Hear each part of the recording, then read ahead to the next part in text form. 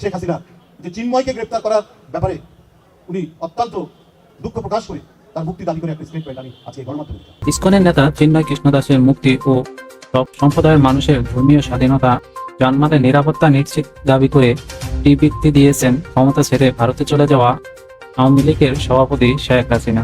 বৃহস্পতিবার বিকেলে আওয়ামী লীগের ভেরিফাইড ফেসবুক পেজে দেওয়া এক পোস্টে এ তথ্য নিশ্চিত করা হয়।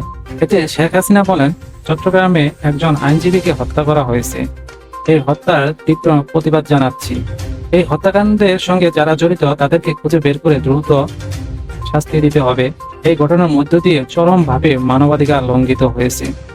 একজন আইনজীবী তার পেশাগত দায়িত্ব পালন করতে গিয়েছিলেন, আর তাকে এভাবে যারা পিটিয়ে হত্যা করেছে তারা সন্ত্রাসী। তারা যেই হোক না কেন শাস্তি তাদের পেতেই হবে। তিনি বলেন, অসাংবিধানিকভাবে ক্ষমতা দখলকারী ডক্টর ইউনূস সরকার যদি এই সন্ত্রাসীদের শাস্তি দিতে ব্যর্থ হয়, তাহলে মানবাধিকার লঙ্ঘন দায়ে তাকেও শাস্তির মুখোমুখি হতে হবে। দেশবাসীর প্রতি আমি আহ্বান জানাচ্ছি, এই ধরনের সন্ত্রাস ও জঙ্গিবাদীদের বিরুদ্ধে সবাই ঐক্যবদ্ধভাবে রুখে দাঁড়ান। সাধারণ মানুষের জানমালের নিরাপত্তা নিশ্চিত করা জরুরি।